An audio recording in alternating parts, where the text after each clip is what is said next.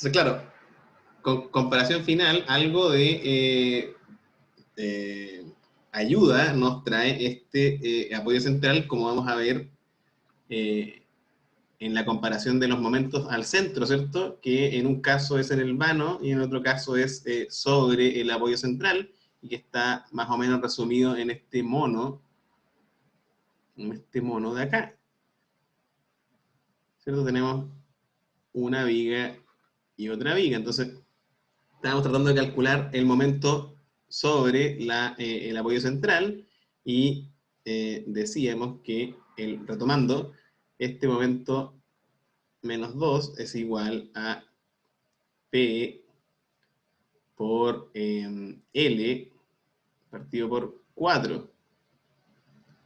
Entonces, esto lo pueden ver ustedes fácil porque esta viga simplemente apoyada tiene esta reacción. Si es que tenemos P acá, que va a ser P partido por 2, y si esto es L, el brazo de giro acá en medio, si yo corto, es, ¿se fijan? L partido por 2. Entonces queda P por L partido por 4, ¿cierto? Que es P medios por L medios. Entonces, en este caso reemplazamos y nos queda que es P 5 cuartos Q por L, que es 2L, ¿cierto? Nuestro L, nuestra luz, y dividido por 4, ¿cierto?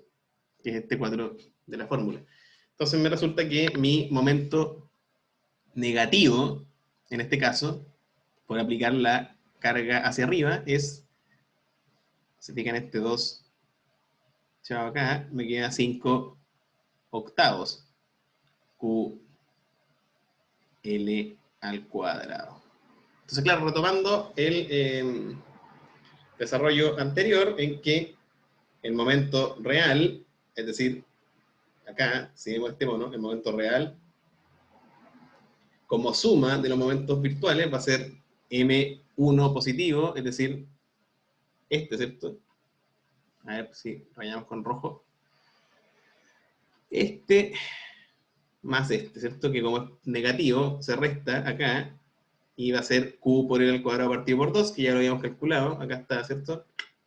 Menos 5 octavos de Q por L al cuadrado. Y un medio es conocido también como 4 octavos, ¿cierto? Y 4 octavos menos 5 octavos va a quedar menos Q por L al cuadrado partido por 8. Y ese es mi momento negativo en mi sección central, es decir, sobre el apoyo que agregamos. Entonces, este es momento M menos, que es Q por L al cuadrado, pero partido por 8.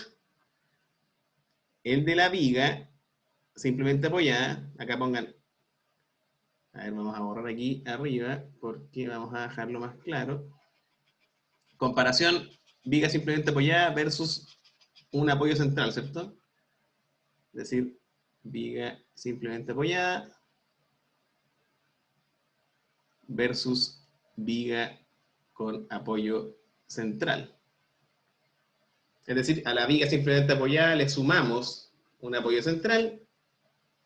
¿Y qué ocurre? Ocurre que tenemos esta relación entre los momentos de la sección central. Evidentemente que agregar un apoyo central hace que los momentos máximos disminuyan. Es decir, una cosa por otra, ¿no? Si yo lleno, imagínense una viga, bueno, se ve acá nomás, en un caso es QL al cuadrado partido por 2, es decir, 0,5 Q por L al cuadrado, y en el caso del apoyo central es un octavo, es decir, 0,125, ¿cierto? 0,125 Q por L al cuadrado, es decir, se redujo a un 25%. Reducción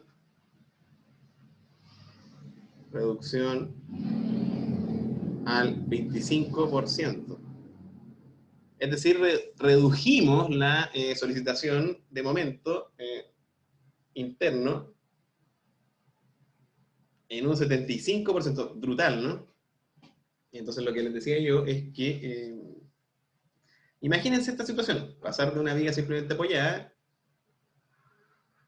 a una viga muy apoyada. Imagínense que tengamos esto, esto, esto, esto, esto. Imagínense, si al introducir un apoyo adicional ya redujimos la cosa a un cuarto, ¿cuánto podríamos reducirlo si apoyamos por todos lados? No mucho, ¿cierto? Cada vez se va a ir reduciendo menos.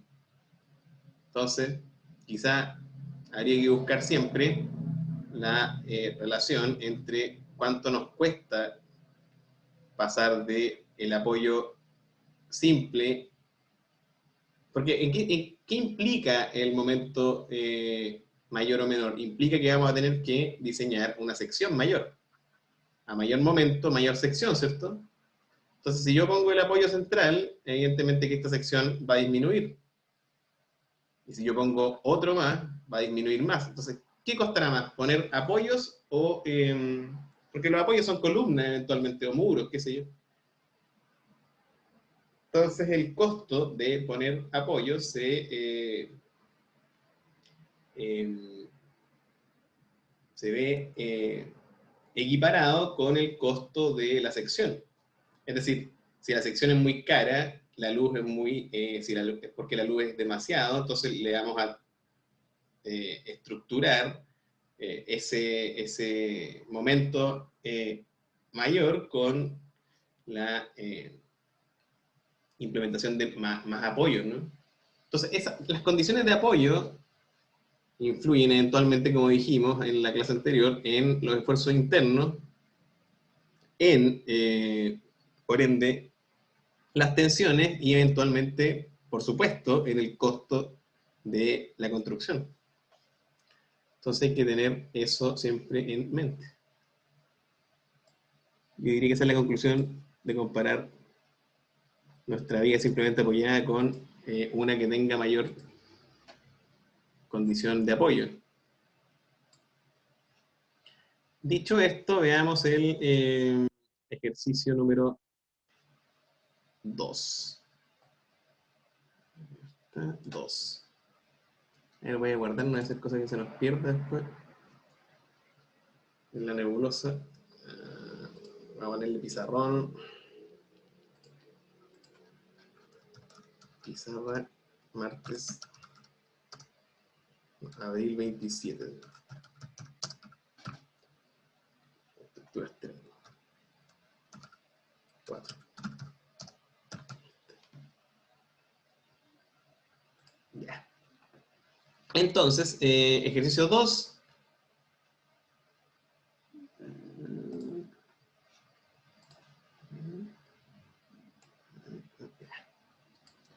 El ejercicio 2 dice...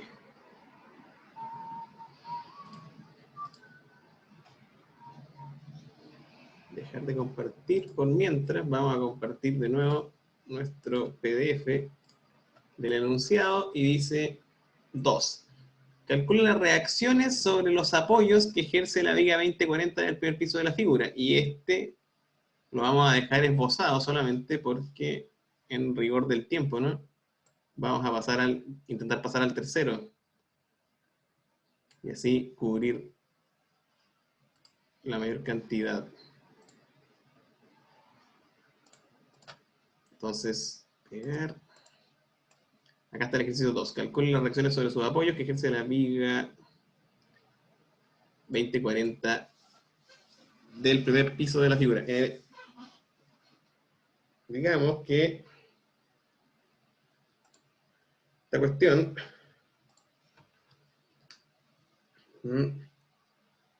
sí. Primero entender el mono, ¿no? Que es bastante complejo, por no decir malo, pero hay un campo de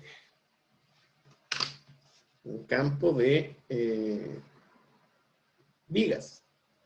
¿Se fijan? En planta podemos tomar esta. Fíjense, ahí está. Dice que están separadas a distancia L. Entonces, si ustedes se fijan, hay un apoyo acá, otro apoyo acá,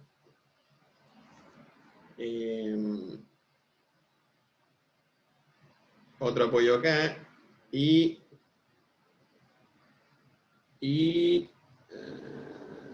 dice H, claro, otro apoyo acá.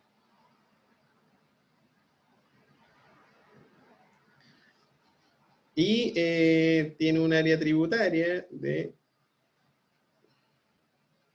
L, ¿cierto? Ancho tributario L, ¿cierto? Porque va de L a L, así que es L. Entonces, esa es la situación, y yo les dejo traducido el asunto. Esta cosa se puede dibujar. Se fijan, acá hay una elevación, pero hay que mirarla así, ¿cierto? Está como elevado en esos ejes.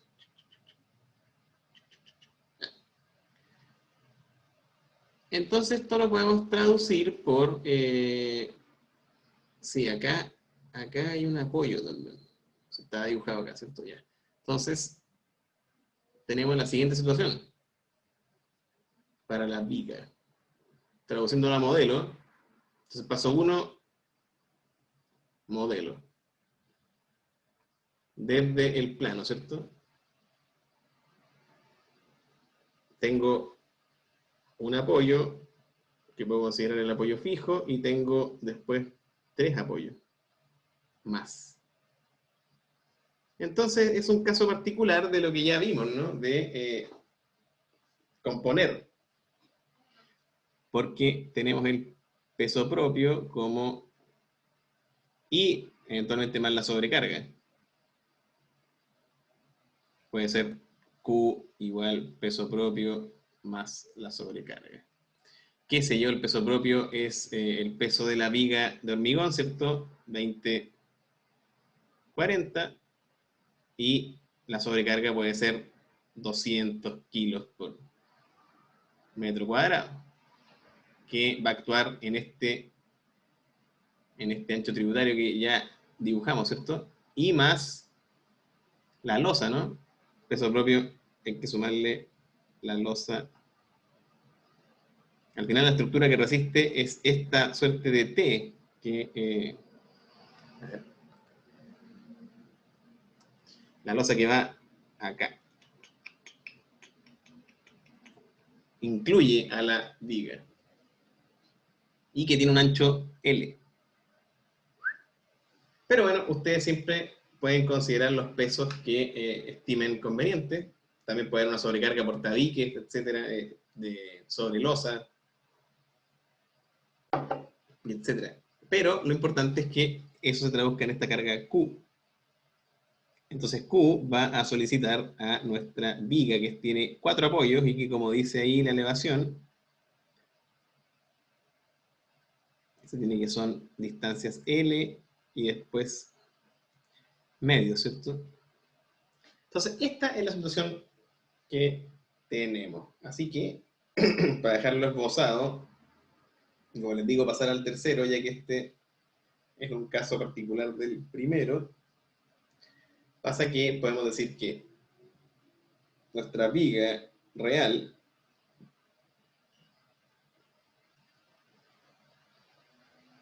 con sus 4 apoyos y su carga distribuida Q va a ser igual a sumar una viga, como siempre, podemos partir con sumar una viga simplemente apoyada,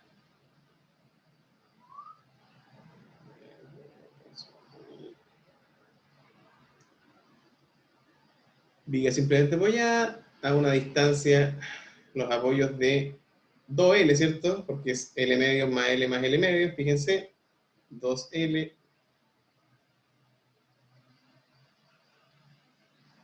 más... Porque ¿cuál es el problema? El problema es que como tenemos 2 apoyos más, nuestra estructura es 2 veces, 2 veces hiperestática, ¿cierto?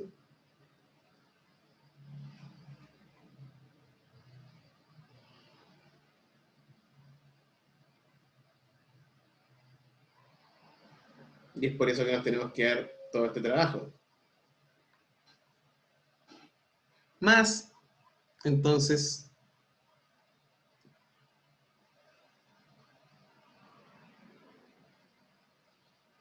la componente que podemos llamar este punto C y este punto D.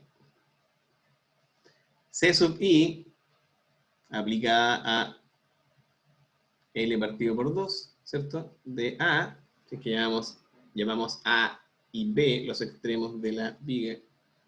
Entonces, ¿qué va a pasar? Va a pasar que vamos al caso B.4.7, ¿cierto? Si se fijan, les comparto de nuevo nuestra tabla. Acá está.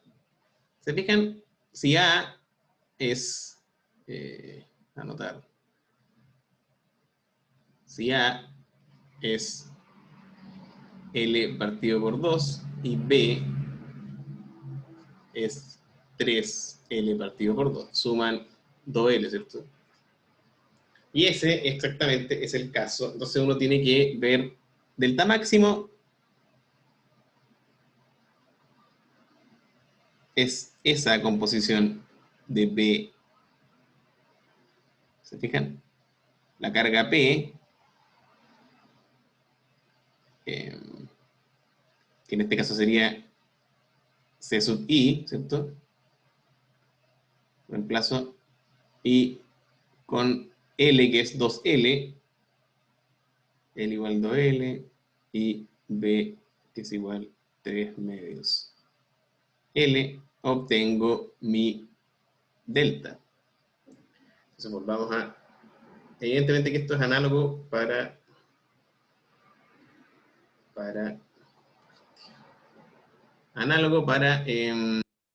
volvamos al pincel. Análogo para... ¿Qué pasó?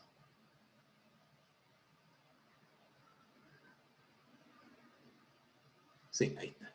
Análogo para la segunda, porque ahora tenemos que componer más vigas, porque uno compone vigas virtuales como tantas veces hiperestática, es nuestra situación.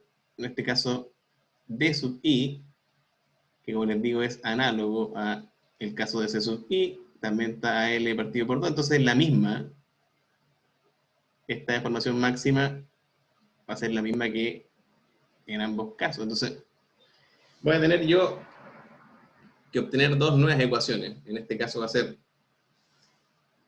si se fijan, mi deformada acá, voy a hacerlo con azul para que se note mejor, es así. Entonces yo sé que delta sub C es igual, me quedó bien raro el C,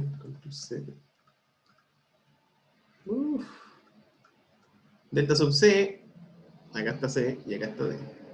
Delta sub C es igual a 0 y delta sub D es igual a 0. Entonces yo de aquí voy a sacar mis dos ecuaciones, ¿cierto? Que me faltan, o que sumados a las tres ecuaciones de equilibrio, me van a entregar las 5 reacciones que voy a tener, porque el diagrama de cuerpo libre de mi viga real es este. A sub I, A sub X, ¿cierto? Fijo. Y después tengo C sub I, D sub I y B sub I. Y evidentemente que la carga distribuida en toda la viga Q. Ese es mi diagrama que tiene 5 incógnitas. Por eso yo necesito 5 ecuaciones. Que acá obtengo la número 4 y la número 5. Entonces, ¿en qué se traducen? Se traduce que, claro, delta sub C, vamos a llamar 1, acá delta sub C 2 y delta sub C 3.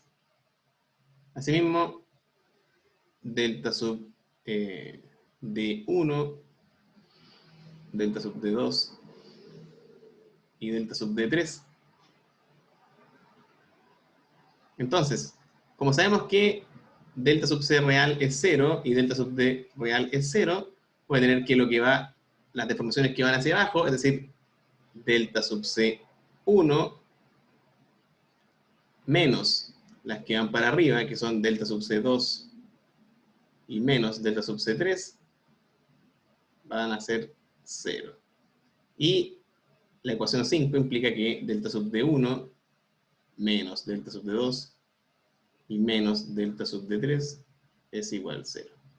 Entonces, si yo hago todo esto ordenadamente y las compongo con mis tablas de punto 4.7 para estas condiciones de A y B, ¿cierto? Porque acá B va a ser, como les dije, 3L partido por 2. Y acá al revés, ¿no? A es 3 partido por 2L y B es L partido por 2, pero como les digo, son la misma. Es decir, fíjense, si yo hago un zoom, está deformada al aplicar una fuerza hacia un lado, va a ser de este tipo. ¿Se fijan? Es decir, el delta máximo va a estar cargado hacia la izquierda. Pero va a ser espejo de si yo cargo hacia la misma, o en la misma magnitud, hacia el lado derecho, ¿no? Es decir, si tengo esta misma distancia, llamémosla lambda, y aplico acá, la deformada es la misma, ¿cierto? ¿Se dan cuenta de eso? Es decir, delta 1 es igual a delta 2. Así como delta 3 es igual a delta 4, que está también a lambda, que son distintas a delta 1 y delta 2, pero que son iguales entre ellas. Entonces hay que mirar un ratito cómo se comportan las deformadas, ¿cierto? De nuestros distintos casos. Y pasemos finalmente para cerrar al ejercicio 3.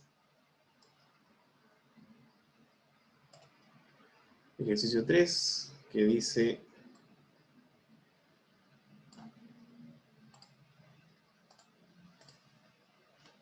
voy a copiarlo en la pantalla.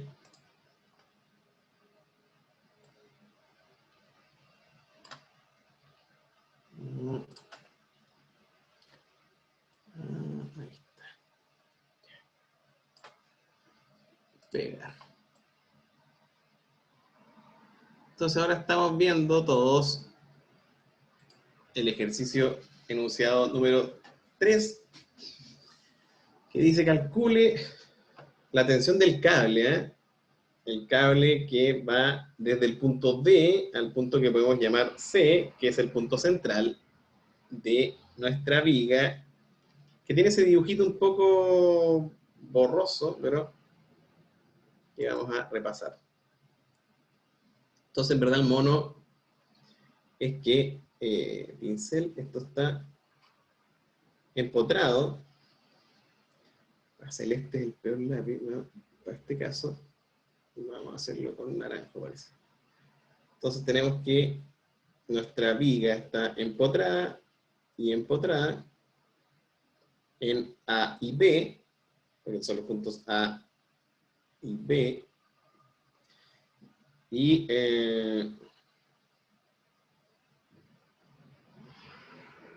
hay una carga Q que interesantemente es triangular, ¿cierto? ¿Se fijan?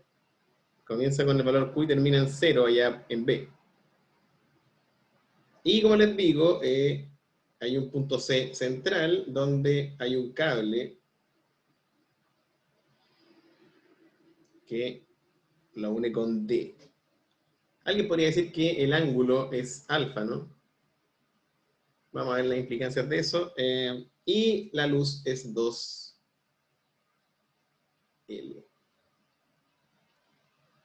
Entonces, yo puedo decir que en principio la viga es, porque si se fijan, tengo diagrama de cuerpo libre.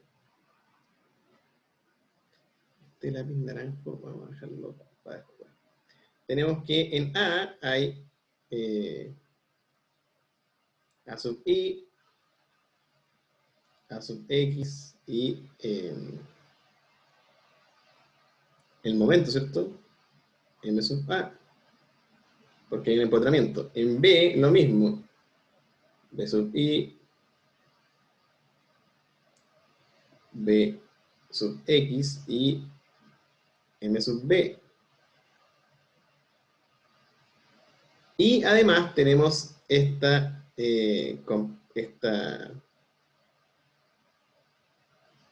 fuerza del tensor, que vamos a llamar T sub D, y que se descompone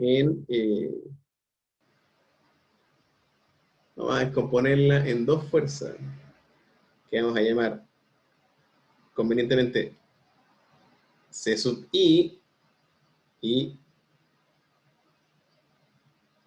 C sub X.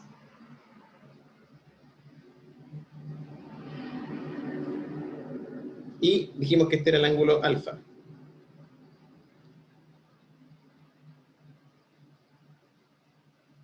Entonces tenemos un montón, y detrás de todo esto está nuestra solicitación Q, que es una carga triangular. Q. Entonces, nos confunden bastante con tanta... y aparte, esto es L.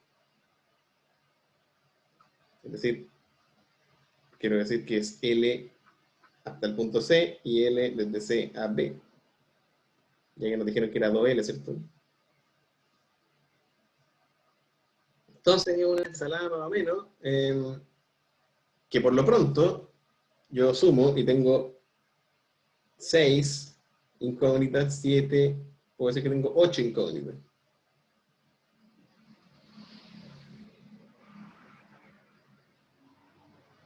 Que son A sub X, A sub I, M sub A, B sub X, B sub I, M sub B,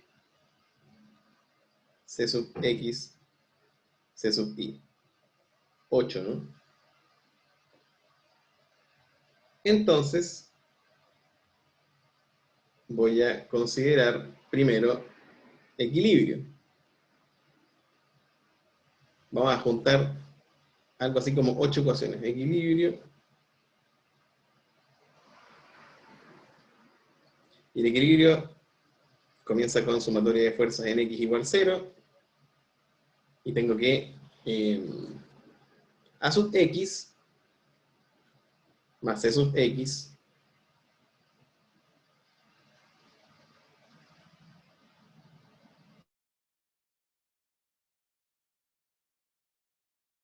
dice que hay un pequeño problema con el internet. Déjenme ver si lo soluciono.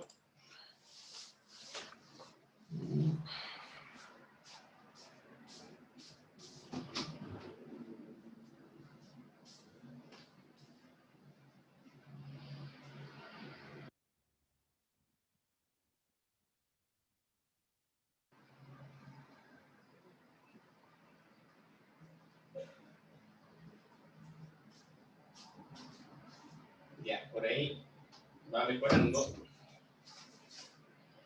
el asunto. Entonces, creo, ¿no? Me dice que está conectado, pero que no tiene acceso a internet. Bueno, dice que está grabando igual, así que vamos a ver cómo se comporta. Sí. Ajá. Entonces ahí estamos viendo, ¿no? Ah, compartirse, perdón. Casi se da todo el cuerno. Ahí está compartir y ahora sí. Entonces tenemos la sumatoria de fuerzas en X igual 0, esto implica que A sub X más C sub X menos DX menos B sub X es igual 0, ¿cierto? No hay solicitación horizontal. Sumatoria de fuerzas en I igual 0, y tenemos que A sub I más B sub I más C sub I tiene que ser igual a Q por 2L y partido por 2, porque es una carga triangular. Pueden escribir ahí carga triangular.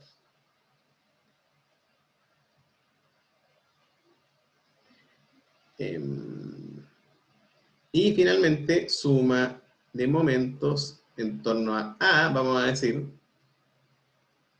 es igual 0. ¿Y qué pasa? Pasa que yo me pongo en este punto, ¿cierto? En A, y como siempre tengo que ver cuáles son las fuerzas que hacen que esto gire hacia arriba y las que hacen que esto gire hacia abajo, ¿cierto? Hacia arriba, y ya el mono va quedando bastante cargado, ¿cierto? Entonces, ¿qué fuerzas hacen que esto gire hacia abajo? Va a estar en particular CQ, ¿cierto? Que va a ser lo que les dije, Q por 2L partido por 2 en magnitud, pero si se fijan está dibujado, es decir, Q por L, ¿cierto? Porque estos dos, fíjense, se simplifican, y va a estar a una distancia de 1/3, ¿cierto? Es decir, 2L partido por 3, ¿cierto? Porque es 2L la distancia total o luz de la viga, y como es triangular, su centro de masa está a 1/3 de la distancia desde A. Entonces, con esto en mente, vamos a decir que en torno a A hacen girar a favor del reloj Q, es decir, la carga triangular, por L, y por su brazo de giro, que es 2L partido por 3.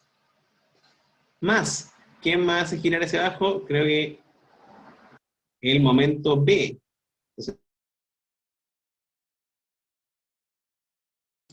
Entonces, como les digo, nos vamos armando de paciencia porque le está viniendo un despertar. Lo bueno es que sigue grabando, ¿eh? Entonces todo esto va a quedar de manera continua en el video que les voy a enviar a eso de la tarde.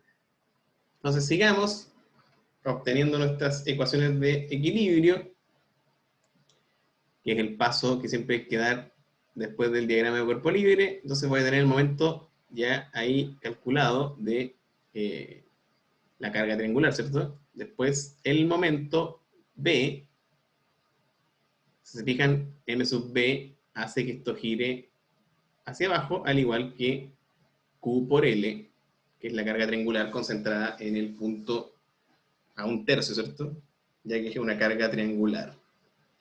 Y por lo que veo, no hay más fuerzas que hagan momento hacia la derecha, entonces ahora tengo que restar los que van hacia la izquierda, que son B sub I, fíjense bien, por 2L, ¿cierto? Ese es su brazo de giro o distancia ortogonal desde la línea de acción de la fuerza hasta el punto que escogimos como centro de rotación. Menos en C sub I, ¿cierto? La que está al centro y que es composición de la tensión del cable por L. Y por supuesto, M sub A. No nos olvidemos nunca de los momentos, ¿eh? Que a veces, de tanto sumar fuerzas, se nos olvida que existen en los empotramientos los momentos M sub A y M sub B, y que son, los dibujamos contrarios, ¿cierto? Entonces menos M sub A, porque M sub A hace que esto gire en contra de las manecillas del reloj. Y todo esto tiene que ser igual a 0.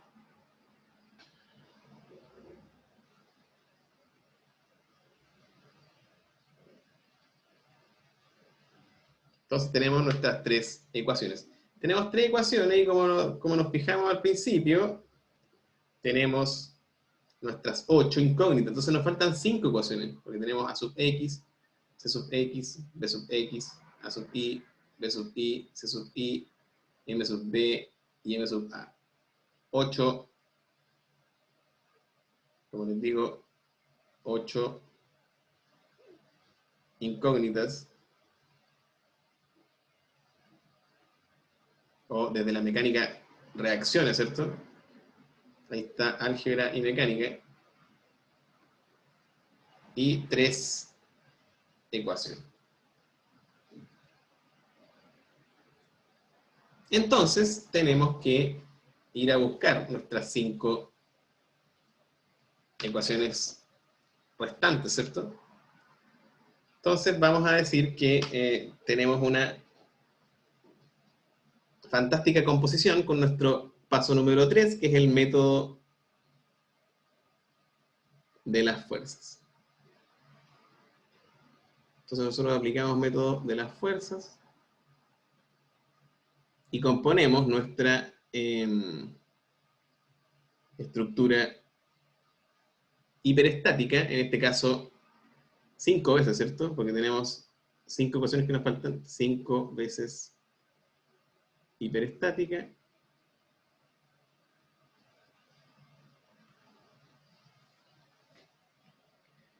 ¿Cómo lo hacemos? Vamos viendo. Con paciencia todo se logra. Dice algún chino. Ya. Esta cuestión, totalmente intrincada, que está empotrada a los dos lados, que tiene un cable que apunta en algún ángulo, ¿cierto? Alfa. Y que está sometida a esta carga que vamos a tener que dibujar así.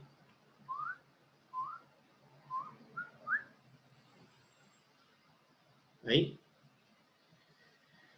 Y que mide 2L, ¿cierto? Vamos a traducirla a la siguiente composición. Va a ser igual. Primero, esa cosa roja que aparece ahí. Sí, aparece el profesor Rosa, sí, lápiz. Vamos a decir que es igual a esto. Una viga empotrada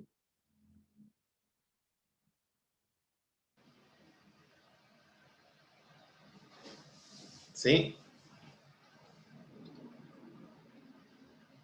Una viga empotrada más, en principio,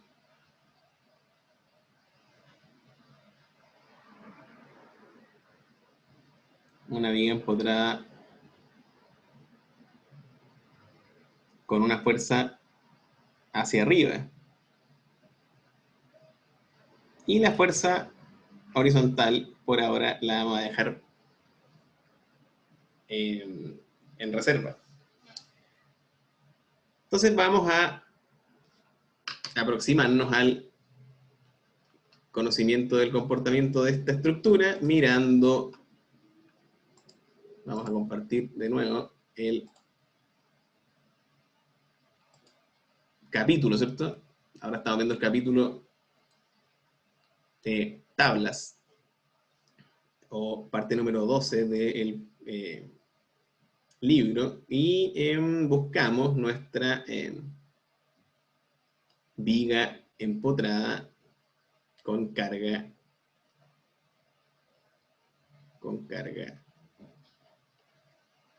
triangular.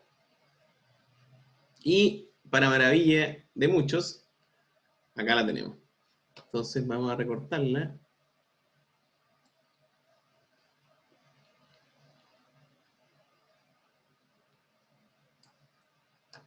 Ajá.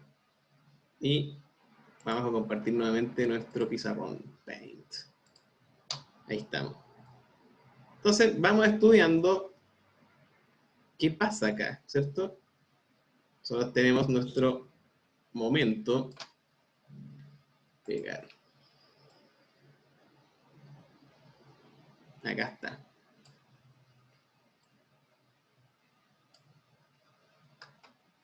Dice, tenemos que nuestra deformación máxima, o perdón, nuestras deformaciones van a ser,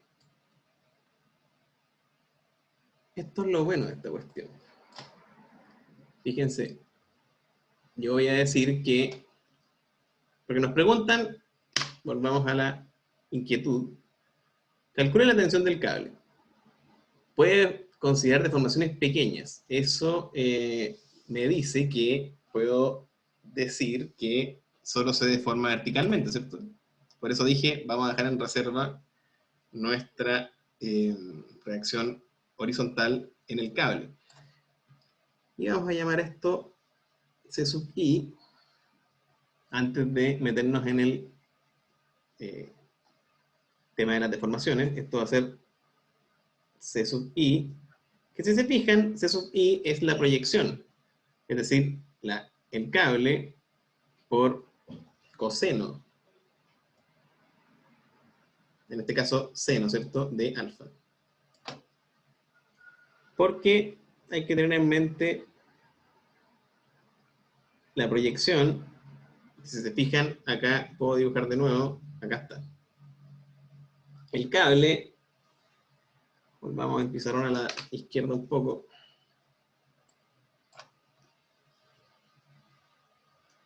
Acá, si nos fijamos en la situación del cable, es así, ¿no? T,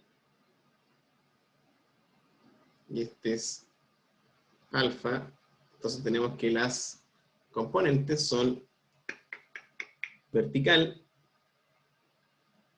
que llamamos C sub I, va a ser igual a T por seno de alfa, y la proyección horizontal, C sub X, va a ser T coseno de alfa. Por eso, para ir hablando en términos del cable, decimos que C sub I es T seno de alfa. Y en términos de deformaciones, vamos a tener lo siguiente. Esta carga triangular va a deformar a nuestra viga empotrada así. Y vamos a tener una deformación al centro, ¿cierto? Que vamos a llamar delta sub 1. Y acá nuestro querido cable está tirando hacia arriba, entonces va a deformar a su vez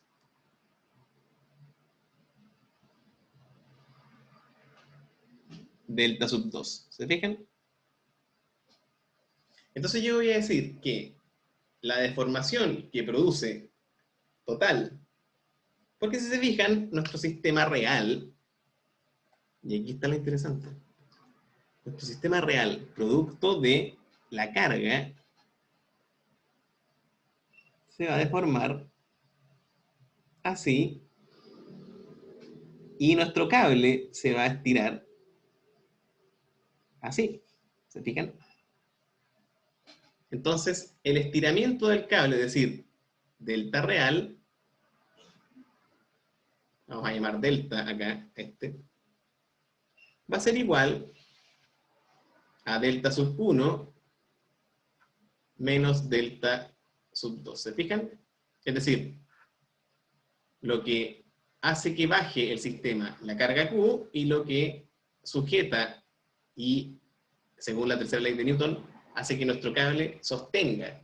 Esas dos fuerzas actúan y producen dos deformaciones distintas según nuestra composición del método de las fuerzas. Es por eso que es importante revisar la deformación que produce esta Q sub 0 y la entrega acá. ¿cierto? No podemos, podríamos hacer, sería un poco burdo, considerar que la deformación al centro es la deformación máxima, fíjense, pero nos dicen que es en X cerca de, ¿cierto? Un poco hacia el lado donde está aplicado Q, es decir, nuestra deformación máxima estaría por acá, en la viga real, ¿cierto? No es al centro. Entonces nosotros vamos a aplicar el rigor y vamos a usar esta expresión. Entonces vamos a decir que delta 1 va a ser igual a Q sub 0, que en nuestro caso es Q, L, que en nuestro caso es 2L, ¿cierto? Ese es el cuidado que hay que tener cuando recurrimos a las expresiones del libro. 120 EI, y por 3 veces X, que X es L, ¿cierto? Porque estamos en L. Fíjense, X va a ser igual a L, que es decir, el centro. Entonces hay que traducir nuestras expresiones a el caso particular.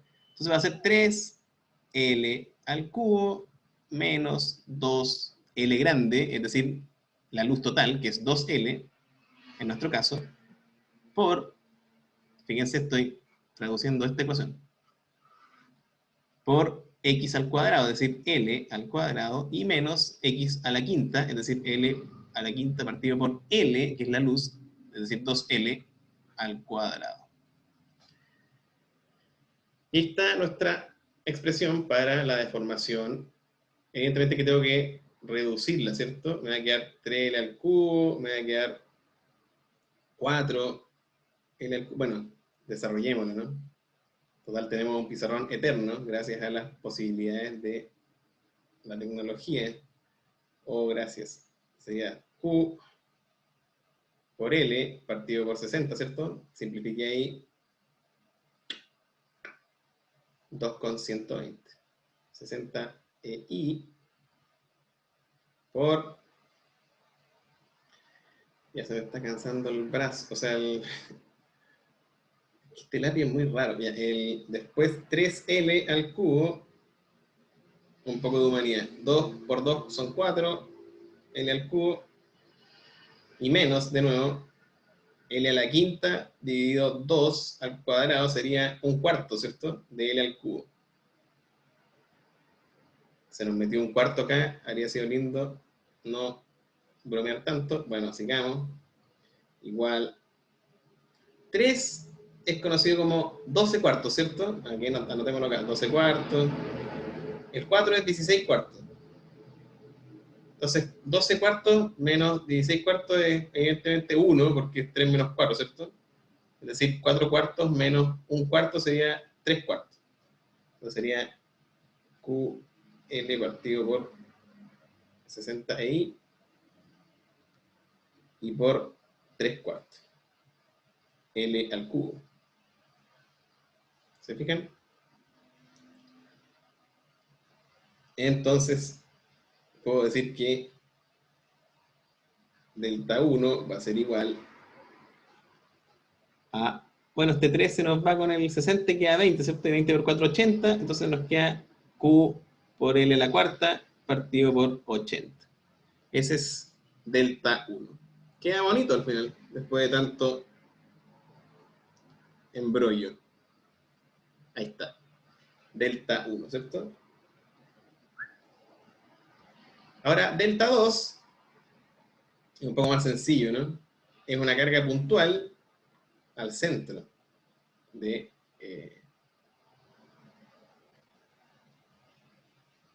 carga puntual al centro de una viga, me estoy fijando en delta 2, ¿cierto? Acá.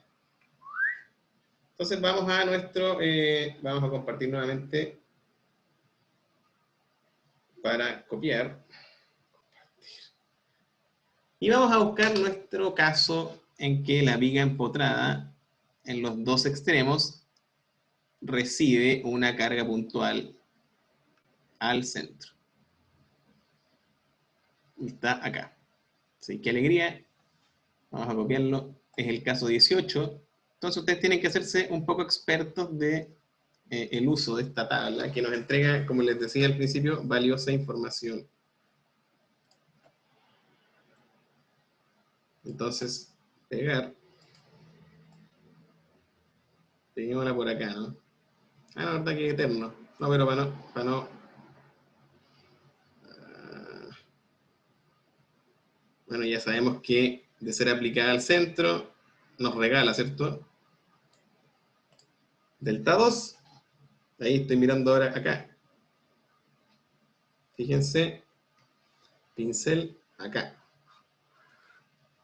Delta 2 va a ser igual a P, que en este caso es, fíjense, C sub I. C sub I por L, que es la luz, es decir, 2L en nuestro caso, al cubo, y dividido por 192 EI. Nos salió harto fácil, ¿cierto? Ya que nos regalaron justo el caso en que estamos nosotros. Entonces, esto va a ser 2 al cubo, sería 8, y 8 y 192, algo tienen en común, es 24. Entonces nos queda C sub I por L al cubo y partido 24 EI.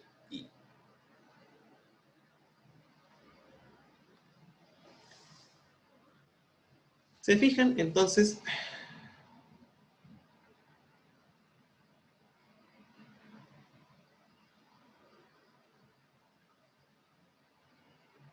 tenemos que, en resumen, delta real va a ser igual a Q por L a la cuarta y dividido 80 menos, ¿cierto? C sub I, L al cubo, y partido por 24 EI. Ah, acá se me olvidó el EI. Ojo. A no enloquecer. Ahora ustedes se preguntarán, ¿qué rayos hacemos con esto?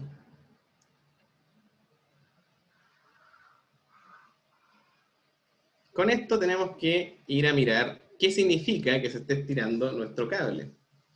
Y vamos a tener que recordar la famosa ley de Hooke.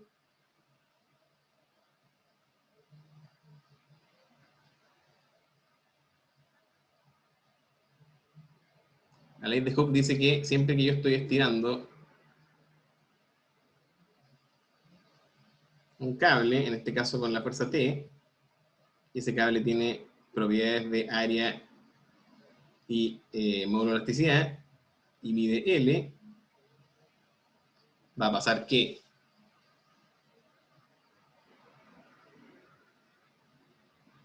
delta, es decir, vamos a dibujar con otro color, la elongación delta va a ser igual a F, que en este caso es T, ¿cierto? T por L y dividido por AE. Entonces vamos a servirnos de esta expresión para encontrar el valor de T. Porque si se fijan, tenemos que C sub I es T seno de alfa. Entonces ahora tenemos que entender la geometría de lo que está pasando, porque cuando el cable se estire, se va a conformar un bello triángulo, y como las deformaciones son pequeñas, nosotros podemos decir que el estiramiento se descompone en X e Y. Entonces, nuestro delta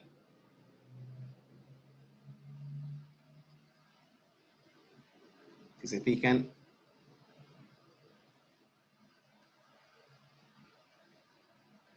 vamos a considerar que el estiramiento es igual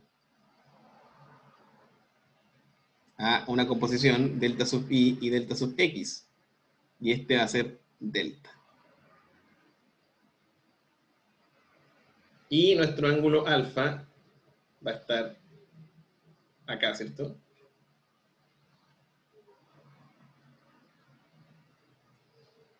Entonces,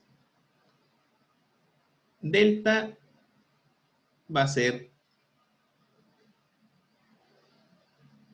el estiramiento de nuestro cable, ¿cierto?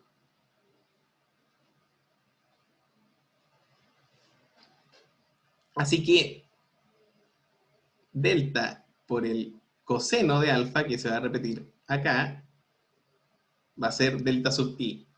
Es decir, nuestro delta sub i, rebautizando, ¿cierto? Porque estamos en la vertical, ¿cierto? Va a ser el estiramiento de la barra por el coseno del ángulo alfa. Son las estimaciones geométricas pertinentes a el concepto de deformaciones pequeñas.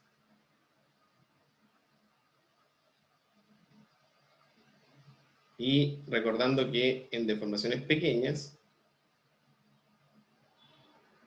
el seno de los ángulos tiende a el ángulo. Pero este tiende, vamos a dejarlo pendiente porque con esta estimación ya es más que suficiente. Vamos a usar que la elongación proyectada va a ser el coseno de alfa, es decir, la inclinación del cable respecto a la elongación de la barra. Entonces mi ecuación se completa de la siguiente forma. Delta sub i, es decir, entonces, delta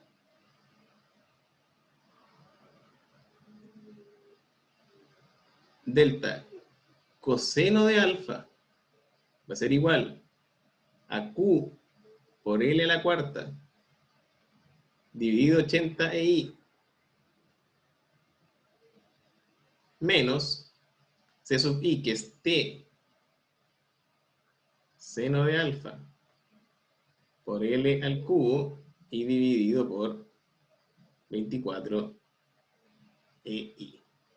Y hace falta no confundirse porque delta coseno de alfa va a ser nuestro delta, ¿cierto? La elongación. Es decir, T, nuestra fuerza T, por L, que es el largo de nuestra barra, ¿cierto? Vamos a llamarla L sub B, dividido el área de nuestro cable, y por la elasticidad, módulo de elasticidad de el cable. ¿Por qué le puse B? Barra. Le dije barra y le dije cable, vamos a llamarle barra, porque o si no, con sub C nos vamos a volver locos. Entonces, E sub B, que es distinto a E de la viga, ¿cierto? Entonces, como les dije al principio, no hay que confundirse, ¿eh?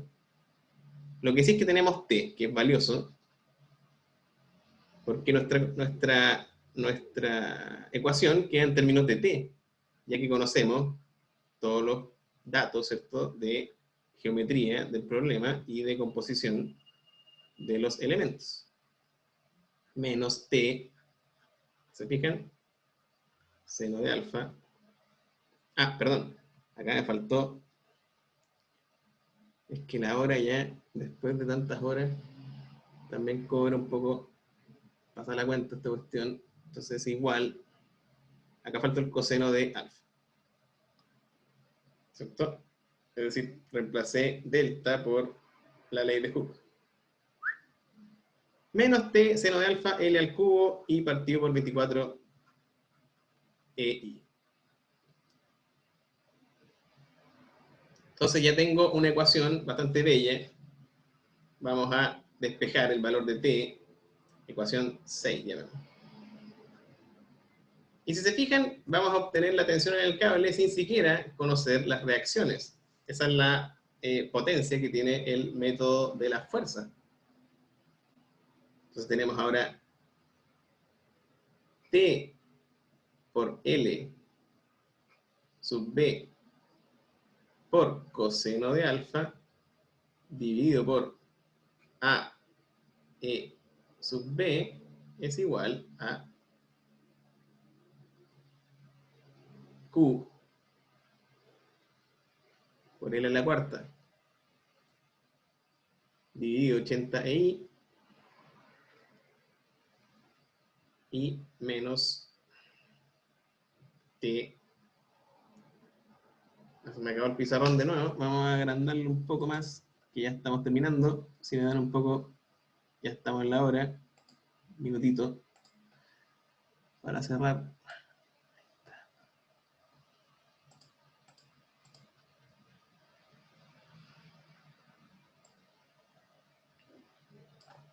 Menos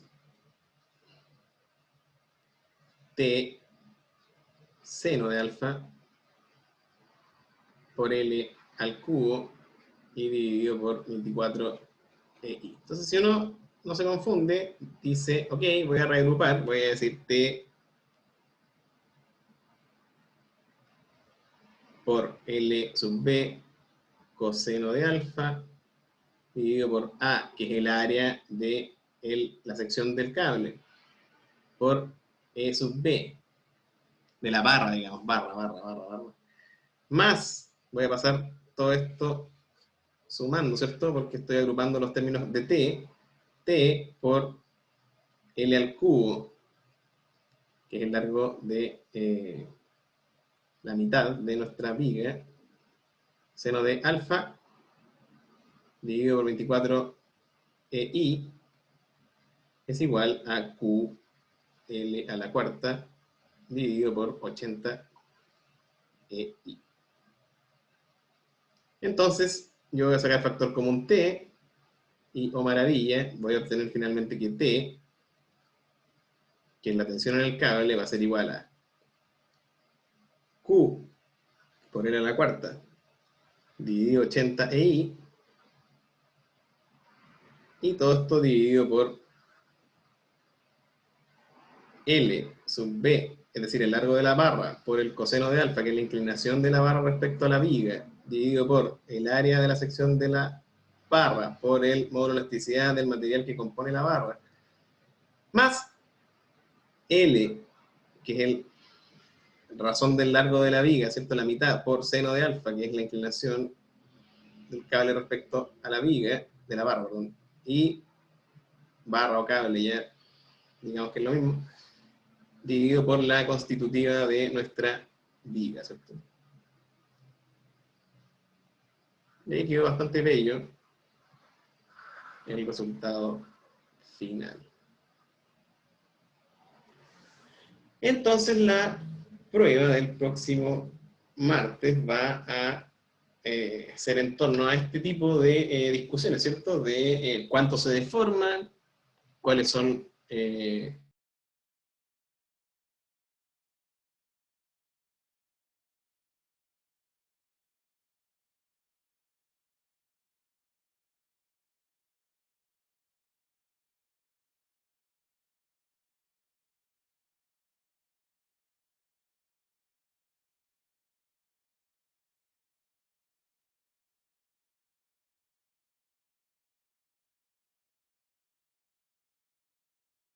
sí, ese fue el heroico ejercicio de hoy.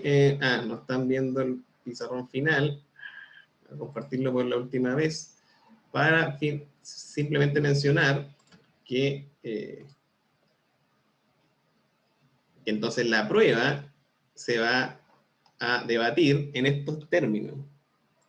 Es decir, en cómo ustedes pueden lograr expresar, componiendo con el método de las fuerzas, tanto el comportamiento de una viga vinculada de alguna u otra forma que yo les proponga, y así obtener información respecto al comportamiento de esta estructura hiperestática, ¿cierto?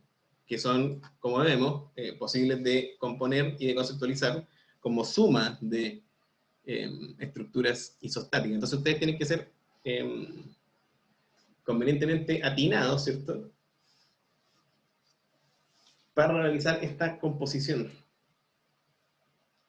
Entonces, ¿alguna pregunta?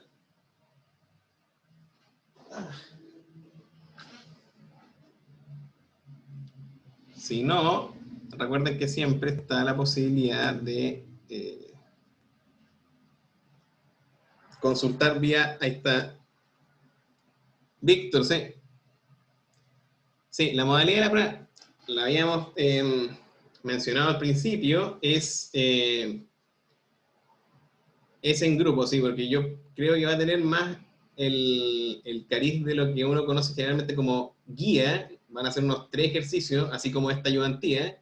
Entonces, la idea es que ustedes el martes en la mañana destinen su tiempo para desarrollarla y me la envíen antes de las 6 de la tarde. No sé si les parece esa modalidad. Sí, mándenme una por grupo, no sé cuál va a ser el grupo. No, una respuesta o desarrollo entre todos, ¿cierto? La idea es que discutan en torno a lo que acabamos junto con los esfuerzos internos y el tema de estructuración respecto a los vínculos que nosotros podemos utilizar para conocer el comportamiento de las estructuras hiperestáticas, ¿cierto? Que son estas que no podemos resolver con el equilibrio estático, pero que nosotros con el método de las fuerzas podemos aproximarnos a su comportamiento, ¿sí? Entonces yo les propongo trabajar en grupo desarrollando esta evaluación 1 que yo les voy a enviar el lunes en la tarde. Entonces ustedes van a poder tener el enunciado y la idea es que la desarrollen la mañana del martes y así no interferir con el resto de las horas de la semana y de los otros cursos. ¿Les parece?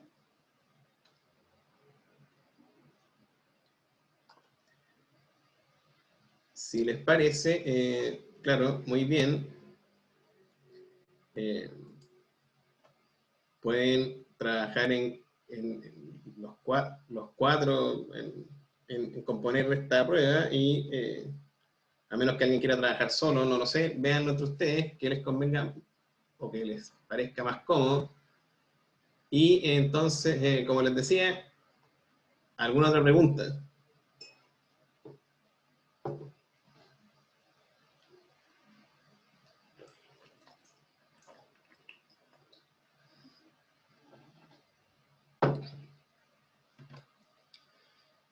Entonces, si no hay más consultas, lo último que yo les quería decir es que revisen el material que está en la plataforma, que son los capítulos del libro, sobre todo el capítulo 4 y el capítulo sobremanera las tablas, ¿cierto? Familiarícense con las deformaciones y los esfuerzos y qué implica la relación o qué deformación es la que arroja el momento de la estructura. Es decir, hay una relación intrínseca entre la solicitación y la vinculación con los esfuerzos internos y a su vez con las deformaciones, ¿cierto? Está todo casado. Así que con eso en mente y la modalidad clara, nos vemos el martes a las 8 en que yo voy a leer el enunciado y de paso, con esa lectura, ustedes me hacen las preguntas pertinentes para el desarrollo. Así que buena semana y nos vemos el martes con esta evaluación 1. Chao, gracias por escucharme.